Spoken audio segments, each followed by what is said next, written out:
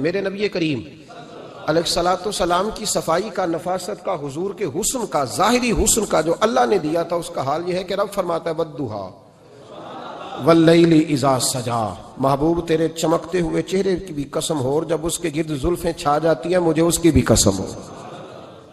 اور حضرت عبداللہ بن رواحہ نبی پاک کے صحابی ہیں، وہ فرماتے ہیں کہ حضور کوئی معجزہ نہ دکھاتے، نہ چاند توڑتے، نہ ڈوبا سورج موڑتے، نہ درختوں سے کلمہ پڑھواتے، کوئی معجزہ نہ دکھاتے، پھر بھی نبی پاک کا چہرہ اتنا خوبصورت تھا کہ لوگوں نے دیکھتے جانا تھا اور کلمہ پڑھتے جانا تھا۔ یہ حضور علیہ السلام کے ظاہری حسن کا حال تھا، لیکن اس کے باوجود اللہ کے محبوب آئینے کے سامنے کھڑے ہو کے کنگھی فرماتے تھے، تیل استعمال فرماتے تھے۔ اللہ کے محبوب علیہ السلام اپنے بالوں کے درمیان سے مانگ نکالتے تھے، آدھے بال ایک طرف ہوتے تھے، آدھے ایک طرف ہوتے تھے، اور صحابہ فرماتے ہیں کئی دفعہ حضور امامہ اتارتے تو ان بالوں کے بیچ جو خوشبو لگی ہوتی اس کا رنگ بھی ہم دیکھا کرتے۔ حضور صاف لباس پسند کرتے تھے۔ ایک شخص کو حضور نے دیکھا، اس نے میلے کچیلے کپڑے پہنے، تو حضور نے ٹھنڈی آہ بھری، فرمایا کاش یہ دھو کے کپڑے پہنتا۔ ایک شخص کو دیکھا بال بکھرے ہیں، کنگھی نہیں کی، تو حضور فرمانے لگے کاش یہ کنگھی کر لیتا۔ نفاست پسند آدمی پہ نا بوجھ بنتا ہے۔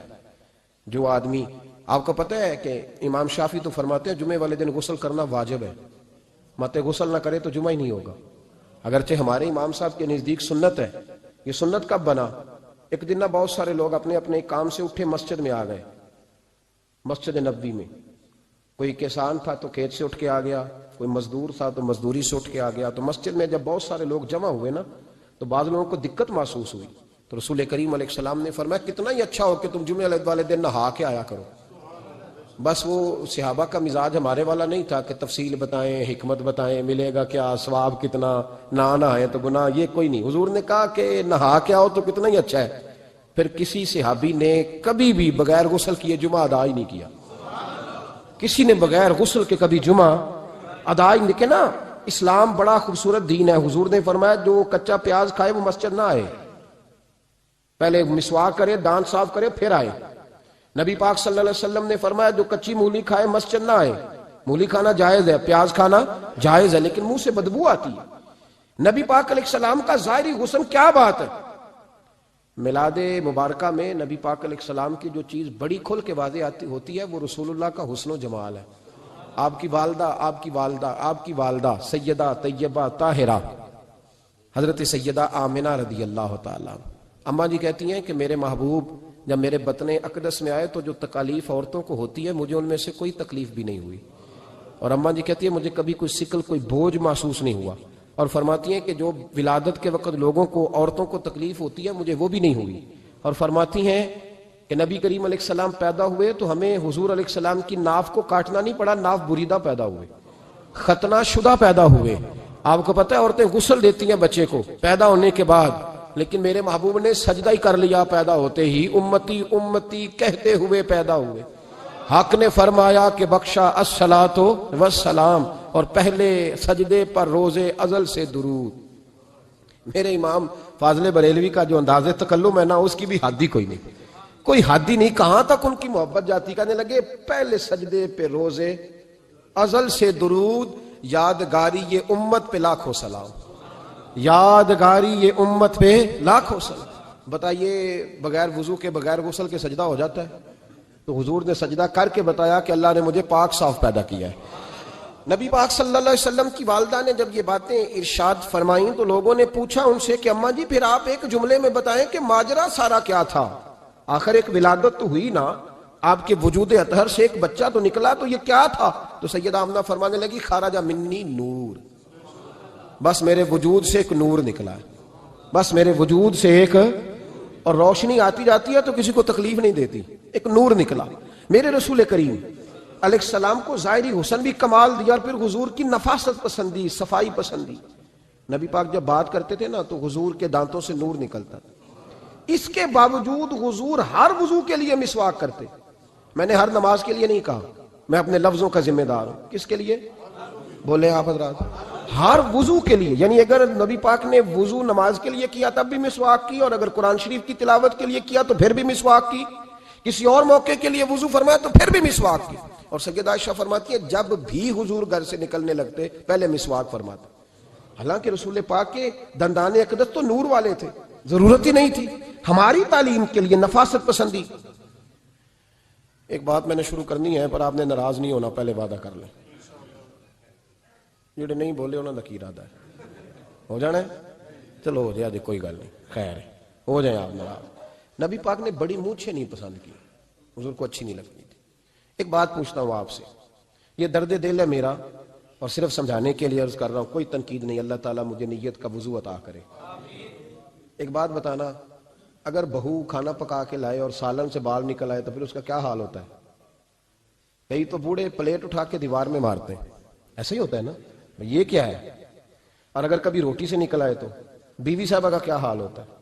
یہ کوئی طریقہ ہے کھانا پکانے کا؟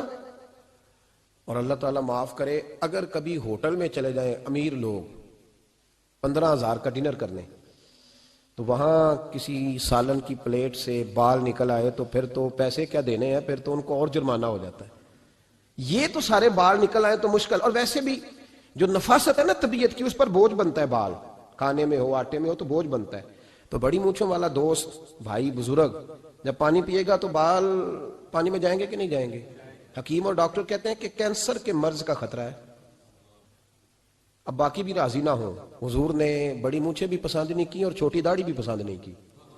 حضور نے فرمایا داڑیاں بڑھاؤ, مونچھوں کو پست کرو, مشرکین کی مخالفت کرو.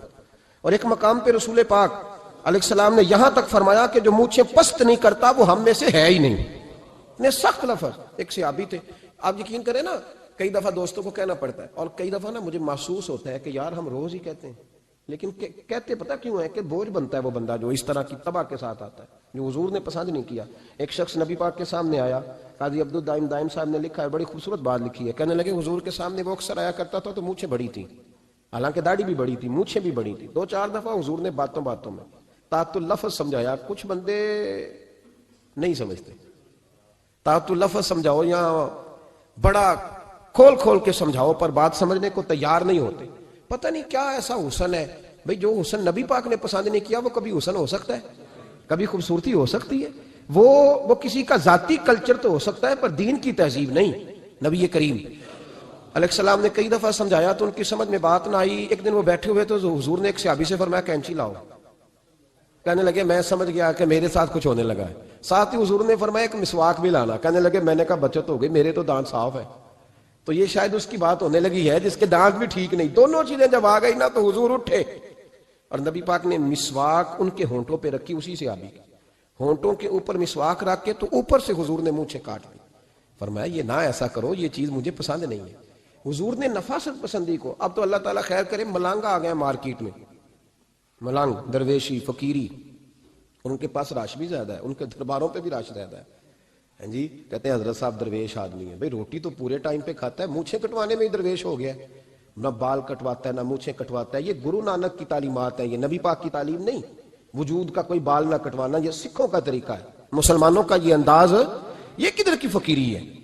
دین کوئی غلاظتوں والا ہے معاذ اللہ, کہ بابا کپڑے نہیں بدلتا, بابا غسل نہیں کرتا, بابا بال نہیں کٹواتا. بابا ہے پاگل ہے. قطعی طور پر کوئی فقیری نہیں. فقیری صرف وہ ہے جو میرے نبی نے کیا ہے صلی اللہ تعالی. اس منبر پر بیٹھنا فقیری ہے چونکہ حضور ہر جمعے بیٹھا کرتے تھے. مصلی پہ نماز پڑھانا فقیری ہے چونکہ حضور ہر جمعے ہر 5 نمازوں کی حضور امامت فرماتے تھے. دین کی تبلیغ کرنا فقیری ہے جو میرے نبی پاک کیا کرتے. خلاف پیغمبر کسے راہ گزیر, وہ فقیری نہیں, وہ تماش بھی نہیں ہے, لوٹنے کا طریقہ ہے, اس کے علاوہ کوئی سٹائل نہیں. فقیری صرف وہ ہے جو رستہ میرے رسول پاک نے ہمیں عطا فرمایا, اس سے ہٹ کر کوئی فقر نہیں. میری بات کی سمجھ آ گئی آپ حضرات کو؟ نبی پاک علیہ الصلوۃ والسلام صاف لباس, اچھے کپڑے, اجلا انداز. اچھا جو بات جہاں میں لے کے جانا چاہ رہا ہوں اس کو سمجھیں. ایک آدمی ظاہری طور پر بڑا خوبصورت ہو پر کپڑے میلے کچیلے پہنے, وہ بھی بندہ اچھا نہیں لگتا. ظاہری بھی حسن ہو, کپڑے بھی اس کے صاف ہوں, لیکن بولے سخت, باتیں ترش کرے, تلخ جملے بولے تو اس کی بھی ساری پرسنالٹی ڈیمیج ہو جاتی, ختم. بڑا اچھا آدمی تھا, بڑا نورانی چہرہ تھا, بڑی خوبصورتی تھی, بڑا صاف ستھرا تھا, بڑا پاکیزہ تھا, کپڑے بھی بڑے خوشبو والے پہنے ہوئے تھے, بڑے صاف ستھرے لباس میں ملبوس تھا. لیکن جب اس نے بات شروع کی اور بزرگ تھا, سفید داڑھی تھی, معاذ اللہ تعالیٰ کسی بچے کو گالی دے دی, اچھا لگتا ہے؟ مجھے بتائیں اس کے پاس بیٹھنے کو دل چاہتا ہے؟ اس کی ساری پرسنالٹی جو ہوتی ہے وہ خراب ہو جاتی ہے. شخصیت کا جو ایک بھرم ہوتا ہے وہ ٹوٹ جاتا ہے. ایک روایت میری نظر سے گزری اور کیا ہی انداز ہے, امام زرقانی نے لکھی. ایک صحابی ہیں حضرت ابو قرصافہ رضی اللہ تعالیٰ عنہ، حضرت ابو قرصافہ رضی اللہ تعالیٰ عنہ فرماتے میں چھوٹا تھا، میری اماں اور میری خالہ مجھے ساتھ لے گئیں، میں نے کہا کہاں جانا ہے؟ کہنے لگے آؤ نبی پاک کا کلمہ پڑھنے جانا ہے۔ پڑھیے درود شریف صلی اللہ، سارے پڑھیے، پھر پڑھیے ایک دفعہ صلی اللہ تعالیٰ علیہ۔ حضور کا ذکر ہو تو فوراً درود پڑھنا چاہیے۔ نبی کریم علیہ السلام کی بارگاہ میں نا میری خالہ اور میری اماں دونوں مجھے ساتھ لے گئیں کلمہ پڑھنے۔ کہتے ہیں جب ہم حضور کی بارگاہ میں پہنچے، کلمہ پڑھا، واپس آئے تو میری اماں اور میری خالہ آپس میں بات کرنے لگی۔ میری خالہ کہنے لگی تو نے دیکھا ہے ان کا بولنا کتنا مزیدار تھا؟ میری خالہ کہنے لگی تو نے تو وہ دیکھا لیکن وہ جو غلام آیا تھا اس کے ساتھ ان کا رویہ کتنا پیارا تھا۔ تو نے دیکھا جب وہ کھانا کھا رہے تھے تو پہلا خیال انہوں نے ہمارا کیا۔ بار بار وہ ان کا ذکر کرتی، کہتے آپس میں حضور کی شانیں بیان کرتی، میری اماں بھی میری خالہ بھی۔ بالآخر بات لمبی ہو گئی تو میری اماں بولی، کہنے لگی بس کر، ہم کتنی عظمتیں بیان کریں گے، مجھے تو 3 باتیں سمجھ میں آئی ہیں۔ کتنی؟ 3 باتیں مجھے سمجھ میں آئی ہیں۔ کہا وہ کیا؟ تو کہنے لگی ما رأینا مثل ھذا الرجل احسن وجھا ولا القى ثوبا ولا البنا کلاما۔ کہنے لگی مجھے تو 3 باتیں سمجھ میں آئی ہیں کہ نہ اتنا خوبصورت چہرے والا کوئی شخص دیکھا ہے، اور نہ اتنے صاف کپڑوں والا کوئی دیکھا ہے، اور نہ ہی اتنی میٹھی بولی بولنے والا کوئی دیکھا ہے۔ تینوں باتوں کی کمال ہے، ظاہری حسن بھی کمال، کپڑوں کی صفائی بھی کمال، اور رسول پاک کا بولنا بھی کمال، لب و لہجے میں مٹھاس بھی خوبصورتی والی۔ یہ اصل حسن ہے کہ ظاہراً بھی انسان بڑا منزہ ہو، باطناً بھی بڑا صاف ستھرا ہو۔ میرے رسول پاک علیہ السلام کا طریقہ مبارکہ پتہ کیا تھا؟ حضور صلی اللہ تعالیٰ علیہ وآلہ وسلم جب مسجد میں نماز پڑھ لیتے تو حضرت جعفہ رضی اللہ تعالیٰ عنہ فرماتے، بخاری کی حدیث ہے، فرماتے ہیں میں مدینہ شریف میں آیا تو حضور نماز پڑھ لیتے تو صحابہ نبی پاک کے پاس آتے اور حضور کا دست مبارک پکڑ کے پہلے چومتے پھر چہروں پہ ملتے، پہلے چومتے پھر چہروں پر۔ نبی پاک کے صحابہ حضور کے قدم بھی چوما کرتے، قدموں میں جھکا کرتے تھے۔ یہ تو بھائی اس وقت پتہ چلتا ہے جب کسی سے پیار ہو جاتا ہے، جب کسی بندے سے۔ میں اکثر مثال دیا کرتا ہوں اکثر کہ کسی کا بچہ پیشاب کرے تو کہہ آتی ہے، الٹی آتی ہے، لیکن اپنا بچہ بالوں میں بھی کر دیتا ہے، پھر کوئی کہہ نہیں آتی چونکہ اپنا ہے نا، پیار ہو گیا نا۔ اب وہ کیفیت جب کسی سے محبت ہو جاتی ہے نا تو کچھ چیزیں صرف سمجھنے کی نہیں، کچھ چیزیں ایسی ہوتی ہیں جو محسوس کرنے والی ہوتی۔ اس نے کہا تھا عشق ایک ڈھونگ ہے، میں نے کہا تجھے عشق ہو خدا کرے، پھر کوئی تجھے اس سے جدا کرے، تو اسے تسبیحوں پہ پڑھا کرے، تو اسی کا نام جپا کرے، تو گلی گلی پھرا کرے، پھر میں کہوں کہ عشق ایک ڈھونگ ہے اور تو نہیں کہا کرے، پھر میں کہوں کہ عشق ایک ڈھونگ ہے اور تو۔ اس نے کہا تھا عشق ایک ڈھونگ ہے تو میں نے کہا تجھے عشق ہو خدا کرے۔ بھائی یاد رکھو جب انسان کو محبت ہوتی ہے تو پھر اس کے انداز بدل جاتے ہیں، اس کے طور طریقے تبدیل ہو جاتے ہیں۔ وہ میں اکثر ایک بات کہا کرتا ہوں، میں کہتا ہوں بچہ باہر سے برگر کھا کے آ جاتا ہے رات کو، اماں کہتی بیٹے روٹی کھا لو، کہنا تو گوبھی پکائی میں نہیں کھانی، حالانکہ برگر کھا آیا ہے، دور سے کھا آیا ہے، تو اماں اس کو کہتی ہے پھر میں سوئیاں نہ بنا دوں تھوڑی سی اپنے بیٹے کو، فٹافٹ چاول نہ تجھے ابال دوں، ساتھ میں باریک دال بنا دیتی ہوں، کہتا نہیں میری مرضی کا پکاتے ہی نہیں، میں نے نہیں کھانا۔ ایسے اب ابا جو ہے نا، ابا وہ اماں کو سمجھا رہا، کہتا چھڈ پرا، بھوک لگے گی تو آپ ہی کھا لے گا، تھوڑا ایڈی ٹینشن ہے، ایمی پہ تینوں ستاندا ہے۔ اماں کیا کہتی ہے؟ کہتی نہیں مجھے نیند نہیں آ رہی، کھائے گا تو سکون آئے گا۔ اب اس کو آپ لاکھوں دلیلیں دیں کہ سیانا بیان ہے، بچہ نہیں ہے، 22 سال کا ہے، 24 سال کا، چھوڑ تو کیا کر رہی ہے، لیکن اماں کو کوئی سمجھا سکتا؟ کیوں نہیں سمجھا سکتا کہ اسے اپنے بیٹے سے پیار بڑھائے؟ وہ کیا کرے، وہ مجبور ہے، اس کے دل کی کیفیت اس طرح کی ہے کہ کوئی دنیا کی طاقت اسے سمجھا سکتی، سوال ہی نہیں پیدا ہوتا کوئی اسے سمجھا سکے، یہ ممکن کیسے ہو، کیسے سکتا ہے؟ یہ محبت ہے۔ میرے رسول پاک علیہ السلام کے صحابی حضرت جعفہ فرماتے میں حضور کی بارگاہ میں آیا تو صحابہ کیا کرتے، نبی پاک کا دست مبارک پکڑتے، پہلے چومتے پھر چہرے پہ ملتے، بخاری ہے۔ فرماتے میں نے کہا یہ کیا کر رہے ہیں؟ پھر اچانک میرا بھی دل کیا ذرا کر کے تو دیکھو، کچھ چیزیں چکھنے پہ پتہ لگتا ہے کتنی مزیدار ہے۔ کہتے میں بھی قریب گیا، حضور کے دست مبارک میں نے ہاتھ ڈالا، فرماتے ہاتھ پکڑا ہی تھا کہ نبی پاک کا ہاتھ برف سے بھی زیادہ ٹھنڈا، فرماتے ہیں پھر میں نے پکڑ کے چہرے پہ ملا تو کستوری سے زیادہ خوشبو آ رہی تھی دست مبارک۔ فرماتے ہیں اب میرا چھوڑنے کو دل ہی نہیں کر رہا تھا، اب میری طبیعت نہیں مان رہی تھی۔ میرے نبی کریم علیہ السلام اللہ کی دلیل ہیں، ہر پاکیزگی، ہر حسن، ہر کیف اللہ نے اپنے رسول کو عطا فرمایا۔ دنیا کی جتنی غلاظتیں تھیں جب کوئی حضور کے قریب جاتا تھا تو ساری غلاظتیں دور ہو جاتی۔ کما ارسلنا فیکم رسولا منکم یتلو علیکم آیاتنا ویزکیکم، اللہ فرماتے ہیں میرے محبوب تم پر میری آیتیں پڑھیں گے اور تمہیں پاک فرما دیں گے۔ تمہاری ساری ناپاکیاں نبی پاک دور کر دے، ہر غلاظت تم سے دور ہٹ جائے۔ ایک صحابی ہیں حضرت شیبہ بن عثمان رضی اللہ تعالی عنہ، وہ کہتے ہیں میرے والد کو اور میرے چچا کو مسلمانوں نے احد میں قتل کر دیا تھا، میرے دل میں بڑا غصہ تھا، بڑا جلال تھا کہ کبھی مجھے موقع ملے تو میں بدلہ لوں گا۔ کہتے ہیں فتح مکہ کے بعد نبی پاک علیہ السلام حوازن کی جنگ کے لیے نکلے، مجھے پتا چلا حضور جا رہے ہیں، تو میرے اندر شعلے بھڑک رہے تھے انتقام کے۔ روز میں منصوبہ بندی کرتا، پلاننگ کرتا کہ کسی طریقے سے میں ان تک پہنچوں گا اور بدلہ لوں گا۔ کہتے ہیں نبی کریم علیہ السلام نا حوازن کے لیے پہنچ چکے تھے، فرماتے میں بھی جنگ میں جا کے شریک ہو گیا، اور میں نے طریقہ اس طرح کا اختیار کیا کہ کسی طریقے میں حضور تک پہنچ جاؤں۔ سمجھ آ رہی ہے میری بات کی؟ نبی کریم علیہ السلام تک کسی طریقے پہنچ جاؤں۔ فرماتے ہیں لڑتے لڑتے، لڑائی کے دو طریقے ہوتے تھے، کبھی تو ایسے ہوتا تھا کہ ایک دو آدمی مل کے آپس میں لڑتے تھے، پھر گمسان کا رن پڑتا تھا، گھمبیر ہو جاتی تھی جنگ، سمجھ نہیں آتی تھی تیر کہاں سے آیا، نیزہ کہاں سے آیا۔ فرماتے جب گمسان کا رن پڑا نا، مجھے موقع مل گیا، میں حضور کے قریب پہنچ گیا۔ حضرت شیبہ بن عثمان رضی اللہ تعالیٰ عنہ کہتے جب میں پہنچ گیا تو میں نے نا دیکھا کہ اب حضور کے قریب لوگ نہیں ہیں۔ فرماتے میں نے نا فوراً تلوار اٹھائی، تلوار اٹھا کے میں حضور کو معاذ اللہ شہید کرنے ہی لگا تھا کہ ایک نور چمکا حضور کے سامنے۔ پڑھیے درود صلی اللہ علیہ وسلم۔ کہتے ہیں ایک نور چمکا، اتنی تیزی تھی اس نور میں کہ میری آنکھیں بند ہو گئی، میرے ہاتھ سے تلوار گر گئی، آنکھیں چندھیا گئی میری۔ فرماتے تلوار میرے ہاتھ سے چھوٹ گئی۔ اب جب وہ روشنی مدم ہوئی نا تو میں نے دیکھا نبی پاک سامنے کھڑے مسکرا رہے ہیں۔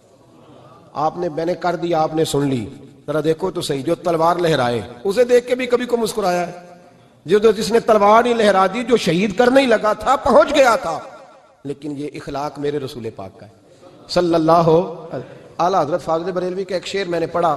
کئی کچھ چیزیں ایسی ہوتی ہیں جو بس نا وہ آتی تو سامنے ہیں، لیکن وہ اتنا لطف دے جاتی ہیں کہ ٹھنڈا ہو جاتا ہے مزاج۔ رات کو میں شعر پڑھ رہا تھا اعلیٰ حضرت کا فاضل بریلوی رحمت، اور میں نے شعر پڑھا تو مجھے اچھا لگا سنانا۔ ایک دوست کو میں نے فون کیا، میں نے کہا یار ذرا شعر تو سن لے، یہ پہلی دفعہ نظر سے گزرا ہے، ابھی سیدھا سادہ لیکن روح تک اتر گیا۔ اعلیٰ حضرت فرمانے لگے نبی پاک کے بارے میں، فرمانے لگے سیدھی سیدھی روش پر کروڑوں درود، سیدھی سیدھی روش پر، بالکل سیدھی ہے حضور کی باتیں، کسی پیچیدگی کی ضرورت نہیں۔ کہنے لگے سیدھی سیدھی روش پر کروڑوں درود، سادی سادی طبیعت پہ لاکھوں سلام، سادی سادی طبیعت پہ سیدھی سیدھی روش پر کروڑوں درود، اور سادی سادی طبیعت پہ لاکھوں سلام۔ میرے نبی کریم صلی اللہ علیہ وسلم مجھے دیکھ کے مسکرائے، اور فرمایا جب حضور مسکرائے نا تو میں نبی کریم علیہ السلام کو دیکھ کے حیران ہوا کہ میں نے تلوار تانی تھی اور حضور نے مسکرانا شروع کیا۔ فرماتے اب حضور نے مجھے بلایا، آواز کے ساتھ نہیں بلایا، حضور نے اشارہ کیا یوں کر کے، فرمایا ادھر آؤ نا۔ فرماتے مجھے اب یہ بھی سمجھ نہیں آئی کہ کس نے مجھے اٹھا کے حضور کے قریب کر دیا۔ فرماتے میں نبی کریم کے قریب گیا تو حضور نے میرے دل پر 3 تھپکیاں دی۔ ایک تھپڑ ہوتا ہے، ایک تھپکی ہوتی ہے، پتہ ہے نا فرق کا؟ ایک تھپڑ کو مارے تو جلال آتا ہے اور تھپکی دے تو پیار آتا ہے۔ کہتے ہیں حضور نے 3 تھپکیاں دی اور دی بھی میرے دل پر، ایک پھر 2 پھر 3۔ کہتے ہیں پہلی تھپکی دی تو میرے اندر سے کفر نکل گیا، دوسری تھپکی دی تو میرے اندر ایمان داخل ہو گیا، اور تیسری تھپکی جب نبی پاک علیہ السلام نے دی تو مجھے ہر چیز سے بڑھ کر رسول اللہ سے پیار ہو گیا، محبت ہو گئی نبی کریم سے۔ آپ فرماتے ہیں اب حضور نے نا فوراً میرے ہاتھ میں تلوار تھمائی، فرمایا پہلے تو ہمارے خلاف لڑ رہا تھا، تلوار پکڑ، اب ہماری طرف سے لڑ، تلوار پکڑ اور لڑ۔ آپ فرماتے ہیں میں اتنا لڑا کہ جو حضور کا دشمن سامنے آتا میں گلا کاٹ دیتا، جو آتا میں اس کے ٹکڑے کر دیتا۔ فرماتے ہیں پہلے میں باپ کا بدلہ لینے آیا تھا، اور اب میرا یہ حال ہے کہ اگر میرا باپ بھی سامنے آئے گا تو میں اس کا بھی گلا کاٹ دوں گا، لیکن حضور کے قریب کسی کو جانے نہیں دوں گا۔ حضرت شیبہ بن عثمان کہتے ہیں جنگ ختم ہو گئی، حضور خیمے میں گئے، میں بھی گیا۔ اب نبی پاک لوگوں سے باتیں کر رہے ہیں، حضور لوگوں سے باتیں کر رہے ہیں، میں ایک کونے میں بیٹھا سوچ رہا ہوں کہ میں تو بدلہ لینے آیا تھا، یہ میرے ساتھ ہوا کیا؟ حضور لوگوں سے باتیں کرتے جا رہے ہیں، میں سوچتا جا رہا ہوں کہ میں تو انتقام لینے آیا، یہ کیا معاملہ ہوا؟ کہتے محبوب نے اچانک میری طرف نظر اٹھائی اور فرمانے لگے شیبہ ایک ارادہ تو نے کیا تھا جو غلط تھا، اور ایک ارادہ میرے رب نے کیا ہے اور تیرے اوپر فضل فرما دیا ہے۔ فرماتے حضور نے اب مجھ سے فرمایا کوئی خواہش ہو تو بتاؤ، مانگ لو کچھ مانگنا ہے تو۔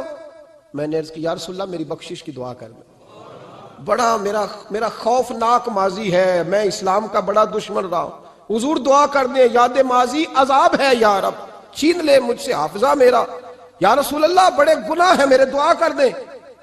کہتے میں نے دعا کے لیے کہا اور حضور پھر دوسرے لوگوں سے باتیں کرنے لگے، کبھی اس سے کبھی اس سے کبھی اس سے۔ میں سوچنے لگا کہ میری بات کا کوئی جواب ہی نہیں آیا۔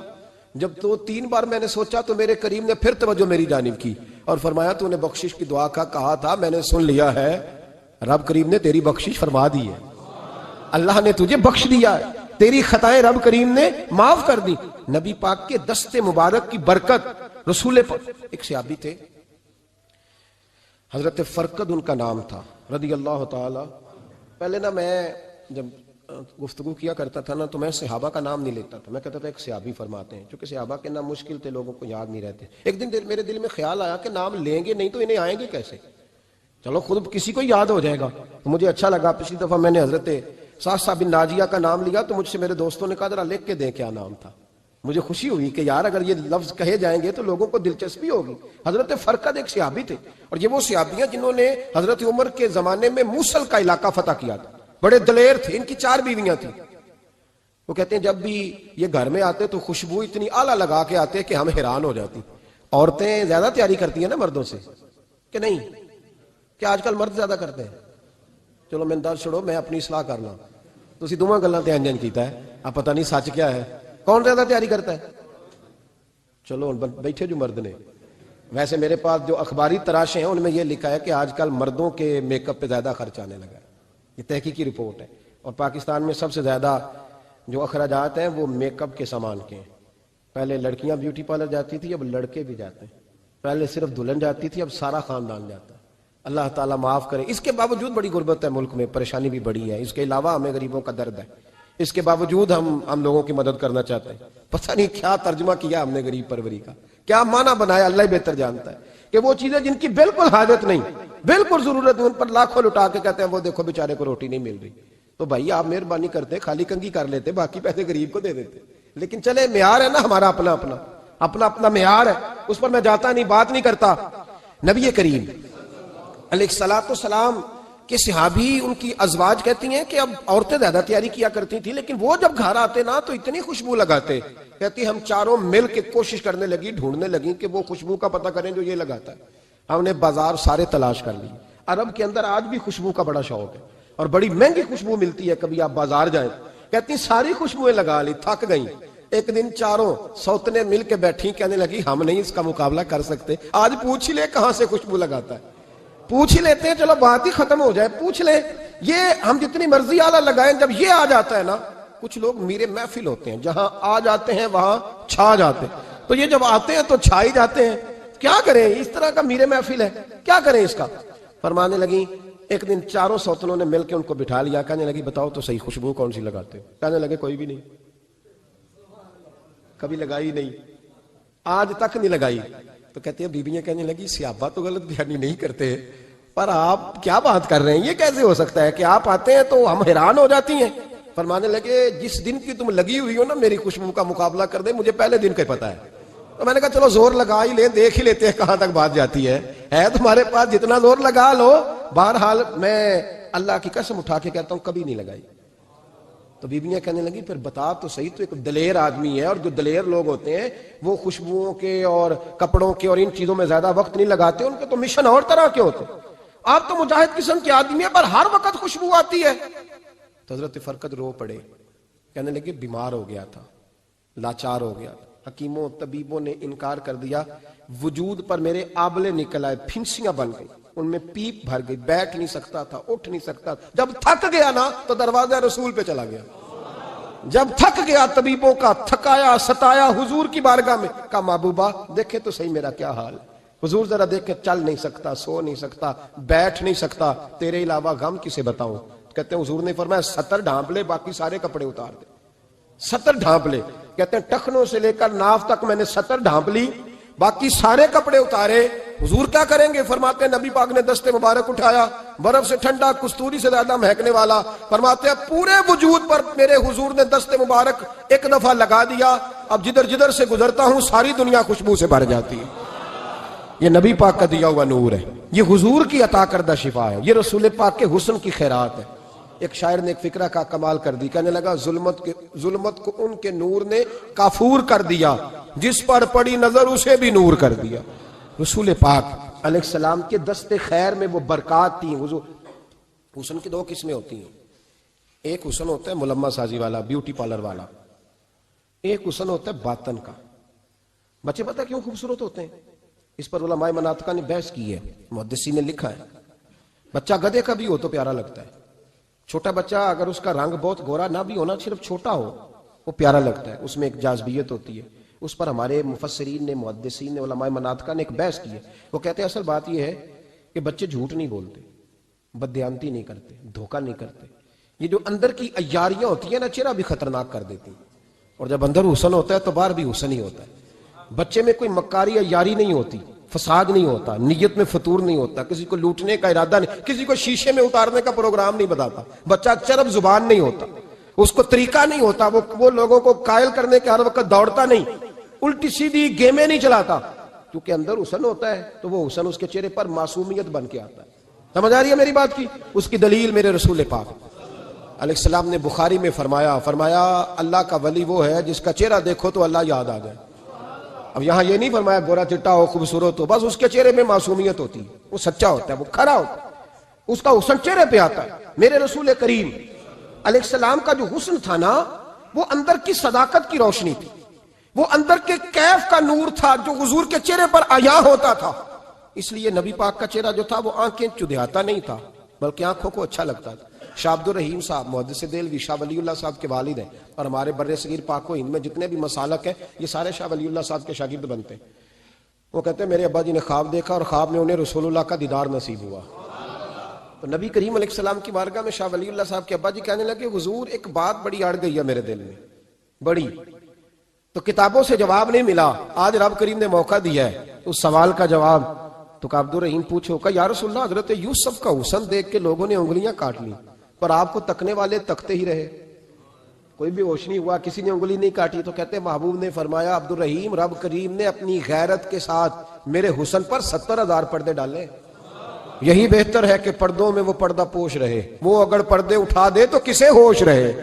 فرمایا 70,000 پردوں میں چھپا ہوا حسن ہے، ورنہ کسی کی طاقت تھی کوئی بات کر سکتا، جرت تھی کسی شخص کی؟ میرے حبیب پاک سید عالم حضرت عبداللہ ابن سلام رضی اللہ تعالیٰ عنہ اہل یہود کے بڑے عالم تھے، فرماتے ہیں میں تورات زبور انجیل کا جاننے والا تھا۔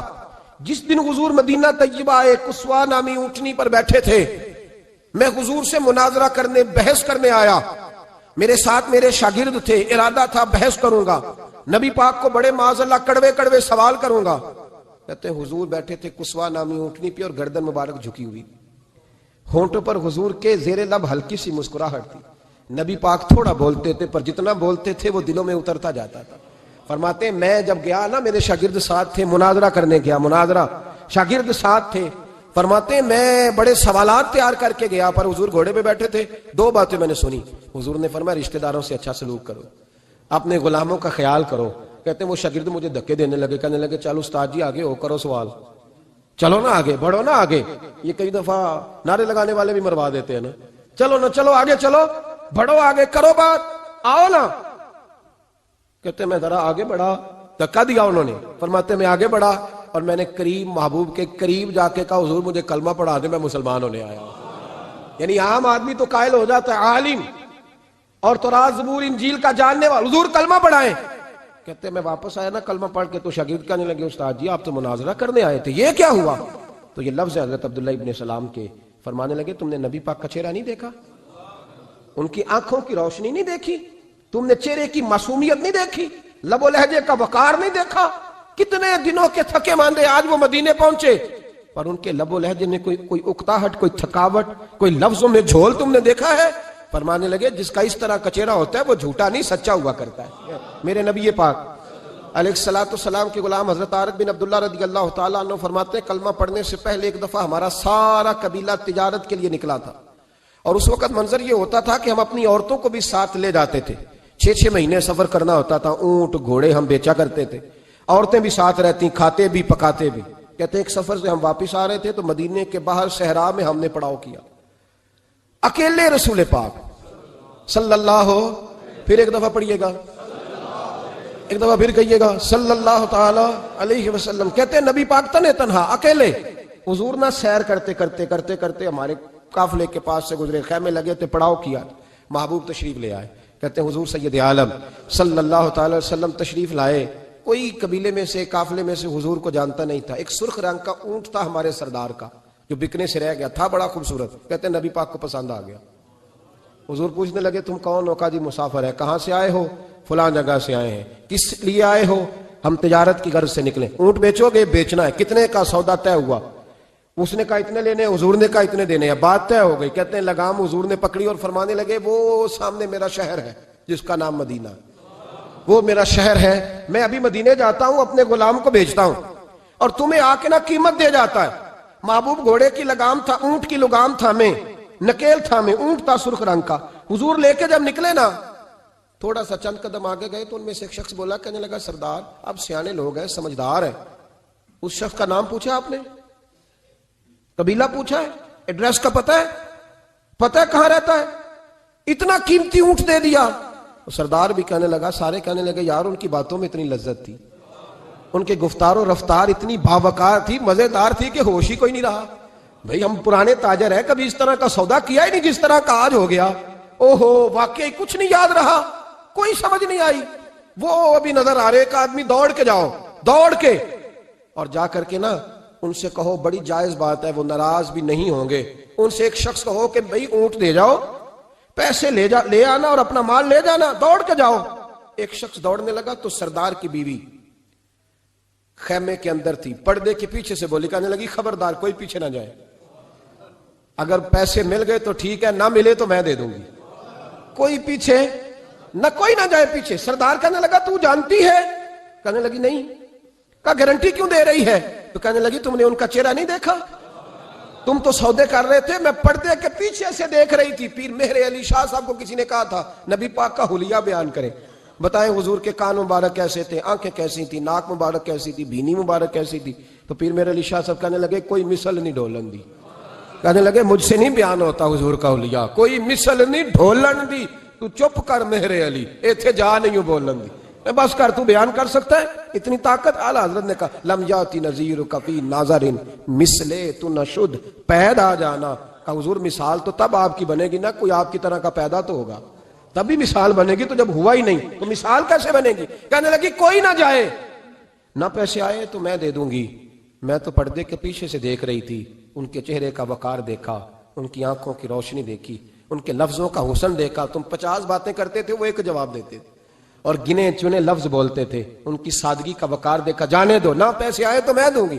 کہتے ہیں حضور گئے, تھوڑی دیر کے بعد ایک کالے رنگ کا حبشی غلام آیا, پیسے بھی پکڑے اور اپنی چادر میں نا کھجورے باندھ کے تو پیچھے ڈالی ہوئی. اور دیہاتی لوگ پیچھے نہیں ڈال لیتے, کھجورے ڈال کے پیچھے. کہتے ہیں وہ آئے اور ان کے آنے کا انداز بھی بڑا نرالا تھا. کہتے ہیں وہ جھومتے جھومتے اللہ کا ذکر کرتے, اللہ الصمد کرتے پہنچ گئے اور آگے کہنے لگے تم سے میرے نبی نے اونٹ خریدا, تم سے؟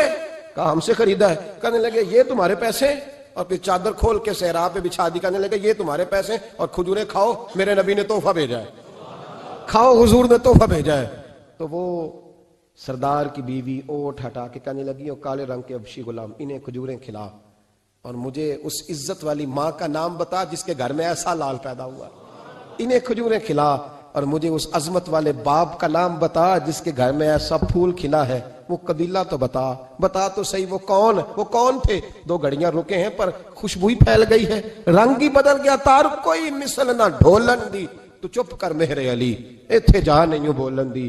حضرت طارق بن عبداللہ کہتے ہیں جناب بلال فرمانے لگے وہی تو اللہ کے آخری رسول ہے, وہی تو خاتم المرسلین ہے, وہی تو ہے جنہیں اللہ نے ساری انسانیت کے لیے نمونہ عمل بنایا. کہتے ہیں ہم اونٹ بیچنے گئے تھے پر سارے کا سارا قبیلہ ہی مسلمان ہو گیا. نبی پاک کی حضور کے ظاہری حسن کے تذکرے ہماری اولادوں کو آنے چاہیے. ایک شعر مرحوم اعظم چشتی نے کہا تھا, کمال کر دی. کہنے لگے سمجھا نہیں ہنوز میرا عشق بے ثبات, تو کائنات حسن ہے یا حسن کائنات؟ میں آج تک سمجھ نہیں سکا. سمجھا نہیں ہنوز میرا عشق بے ثبات, تو کائنات حسن ہے یا حسن کائنات. بھائیو وہ سارے طریقے اپناؤ جو رسول پاک نے عطا فرمائے. حسن بھی نبی پاک کے طریقوں میں ہے، پاکیزگی بھی نبی پاک کے طریقوں میں ہے، بقا بھی حضور کے. اور جو چاہتا ہے نا دنیا میں سب سے خوبصورت بن جائے، نظر آئے اور اس کی خوشبو سے لوگوں کے دل ٹھنڈے ہوں، وہی طریقہ اپنائے جو میرے نبی نے عطا کیا ہے. آخر دعوانا ان الحمدللہ رب العالمین.